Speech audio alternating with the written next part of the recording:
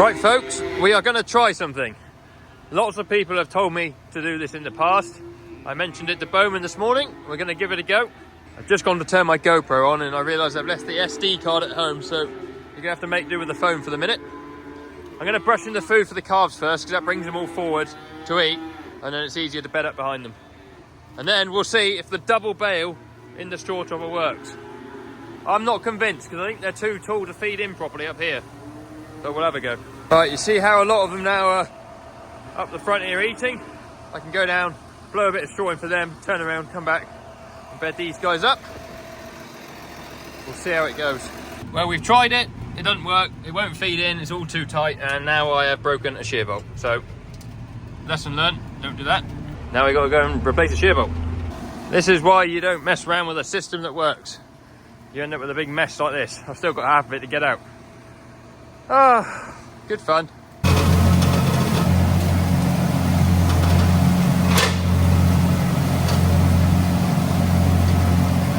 So, just a little public service announcement. If you or anyone that you know owns a Lucas straw chopper the same as ours, I think it's an R30, do not put two quadrants on their side in it, because you will spend half an hour trying to get it to feed, breaking a shear bolt, replacing a shear bolt, and then going back to do the job that you would have done half an hour ago had you just done it normally. You live and you learn. I will 100% accept you all telling me how stupid I am down in the comments. Today that is allowed. Back on the GoPro, I put an SD card in it now, so we're working. We've just been getting our sheep shed ready, so me, Bruce and Andy, mainly Bruce and Andy actually, they've done the majority of the work. Had it all cleaned out, Rex has power washed it, and we have now got it all swept out, and Bruce is just applying a load of lime, ready to bed it all up for the sheep to come in. Rex has got one load of sheep back here in the handing, so I'm just going to go down and scrape out all the last little bits that we have swept out the pens, out the shed, and then Bruce will be finished with the lime and I can bed it up. I don't want to bed it up with him in there because it will just chuck all the lime into the atmosphere and it is horrible. So that's what we're going to do, and then we'll start weighing and condition scoring the ewes that Rex is bringing back, and they can be put into the shed.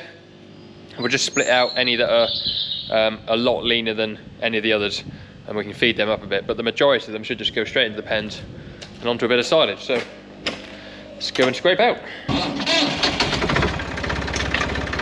There's Bruce with all his PPE. It's all lined up now. I should be able to bed it all up now.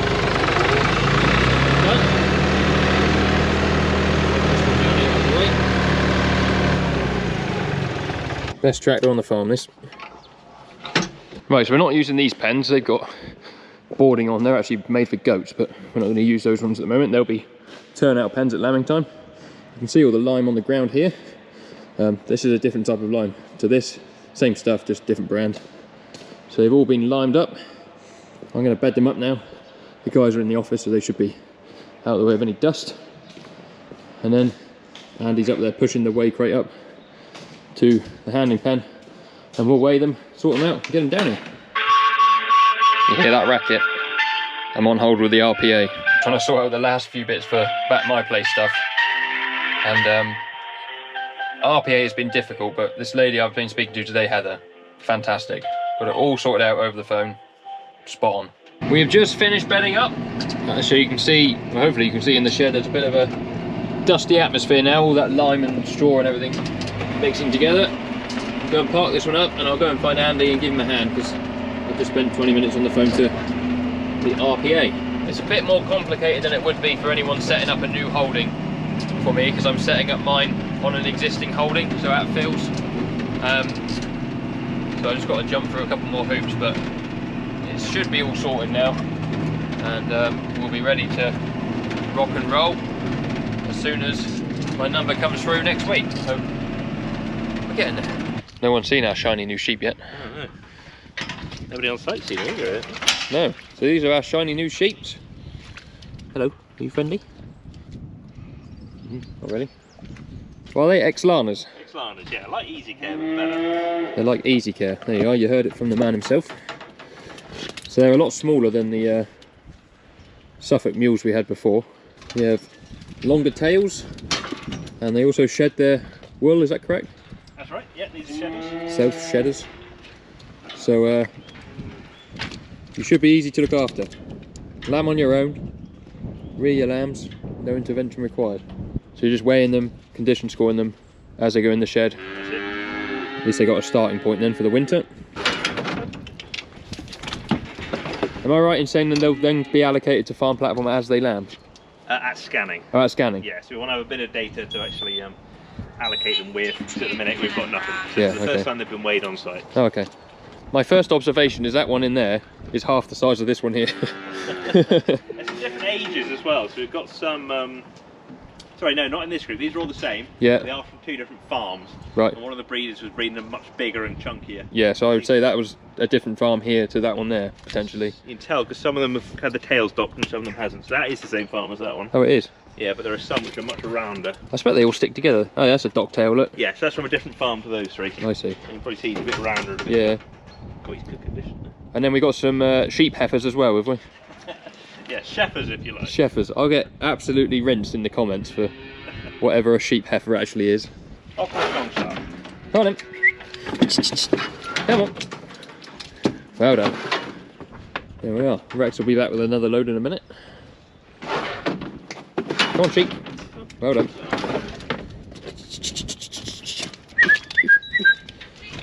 And I will be the sheepdog. To give you a bit of a summary. Yes. So the average weight is 51 kilograms. That's for a breeding ewe. So Yeah. they're small sheep. The average condition score is pretty much bang on 3, 2.94 Get on. condition score. We've got these ones here left to do, but the tablet's running out of battery and it is dinner time, and dinner waits for no man. So you guys are going to have to wait for a bit. I think we need to put it on record that you have stated that they have been a joy to work with so far. I think I'm going to regret saying that in the future, but yeah, so far they've been an absolute delight.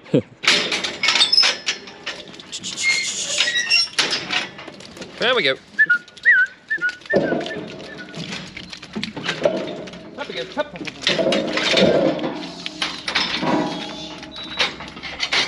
Right, I need 20 of you, please. 20, out. Brilliant.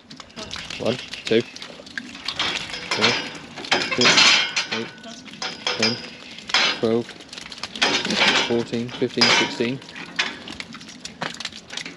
17, 18, 19. One of you go. 20. Hey. There's another 20. We'll shut them down here.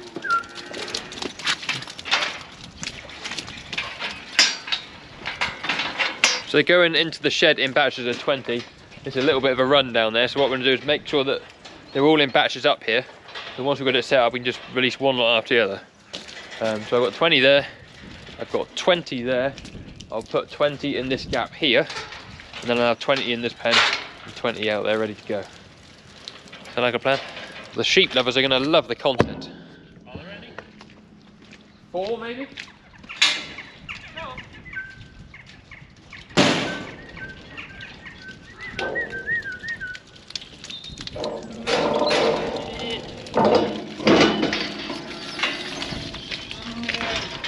We're off. Oh, good pace. So, when scanning? Fairly soon. Well, we don't actually know yet. No, end of the month. End of the month. Okay, I'll go. Yep. I'll drive them up past this gate. Because for whatever reason, when this shed was designed, these gates open this way, these ones open that way, and those ones open this way, and none of it is very sensible. Well, they can't all just open like this. So when you're running in and out of the shed, it's always going to be that way. Whereas now Andy's got to go up there and chase them all back. But that will be their home for certainly the next month anyway. When they're scanned, they'll get lotted up into their various groups. That's a bit more quiet in here. Now everyone's fed. So it's Friday afternoon now. This will keep the calves happy until Monday morning, the amount of food that's here, which is good. All their cake again is mixed in like we said in the last video, so no need to have to feed them any cake. We do still have some cake in that hopper, so that on Monday morning we won't get to doing the mix immediately for them. I can just put their cake down on the floor still, their daily amount, and then we adjust the mix that we're doing accordingly to suit however long we want the feed to last. So yeah, happy calves. Come Come on, sheeps, fill up the race. Oh. Come on.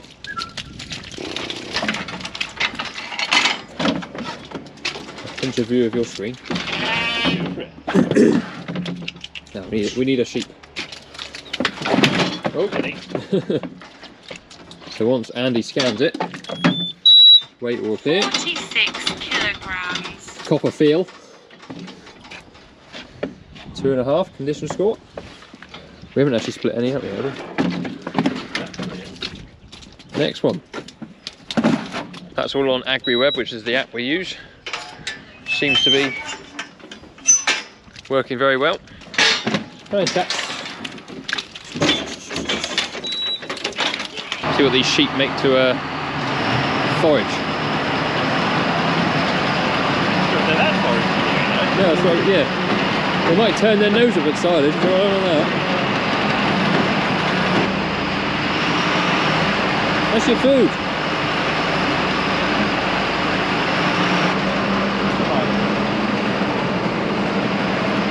Smells like grass. They are not sure at all. Well, the ones that are eating it seem to like it. Yeah, about 4 of them have got the idea, the rest of them are very strong. These guys have worked it out, look. Well done, sheep. That is just first cut silage, and then there's enough minerals in there for 10 grams per head per day.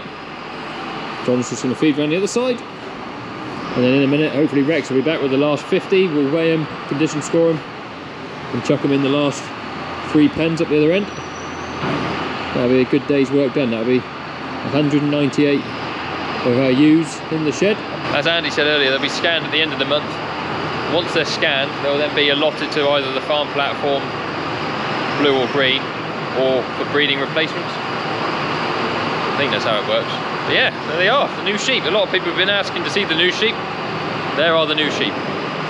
Suffolk cross mules out, Exlanas in. Oh dear. Oh, and had a sore nose. Last group of sheep going in the shed. John's just doing up a mix for the morning for the cows, so that saves a bit of time for Phil on the weekend. It's gone proper cold here. It's down to like 4 or 5 degrees. It's supposed to get really cold overnight as well.